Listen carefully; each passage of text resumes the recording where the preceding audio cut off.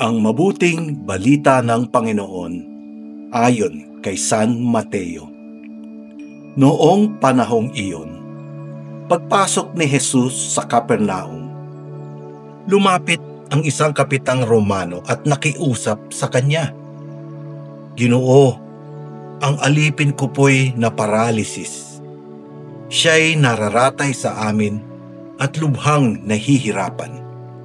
Paroroon ako at pagagalingin siya," sabi ni Jesus. Ngunit sumagot sa kanya ang kapitan, "Ginoo, hindi po ako karapat-dapat na puntahan po ninyo sa aking bahay. Sabihin po lamang ninyo at gagaling na ang aking alipin. Ako'y nasa ilalim ng mga nakatataas na pinuno, at ako naman ay may nasasakupang mga kawal. Kung sabihin ko sa isa, humayo ka, siya'y humahayo. At sa iba, halika, siya'y lumalapit.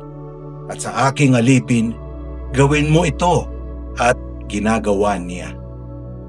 Namangha si Jesus nang marinig ito, at sinabi niya sa mga taong sumusunod sa kanya, "Sinasabi ko sa inyo, na hindi ako nakatagpo kahit sa Israel ng ganito kalaking pananalig.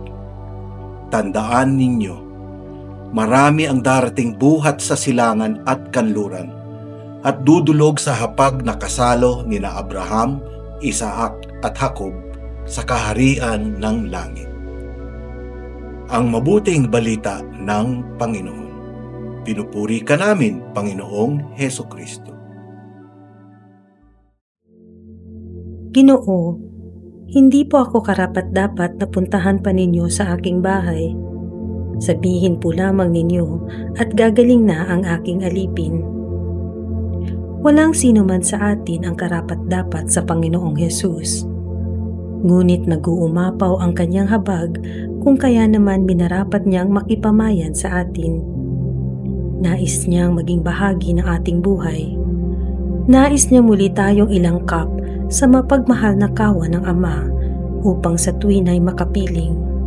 Ang pagnanais na iyon ng Panginoon ay nangangailangan ng ating mapagpakumbabang pagtugon.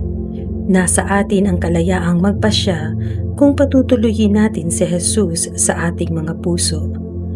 Binigyan tayo ng kalayaan upang kusang loob nating maramdaman at matiyak na nais din nating yakapin ang Panginoon. Lagi nating tatandaan na nananabik siyang manahan sa atin. Ang kanyang presensya ang lulusaw sa sakit na dulot ng kasalanan at magbibigay ng kaginhawaan sa ating nararanasang hirap. Ito ang magbibigay aliw sa ating kalumbayan at magbibigay liwanag sa ating daraanan. Buksan natin ang pintuan ng ating sarili, alisin ang mga balakid, at tanggapin ang Panginoon ng buong buo. Isabuhay natin ang pagpapatuloy kay Jesus sa pamamagitan ng malimit na pagtanggap ng banal na Eukaristiya at pagpapadama ng malasakit sa ating kapwa.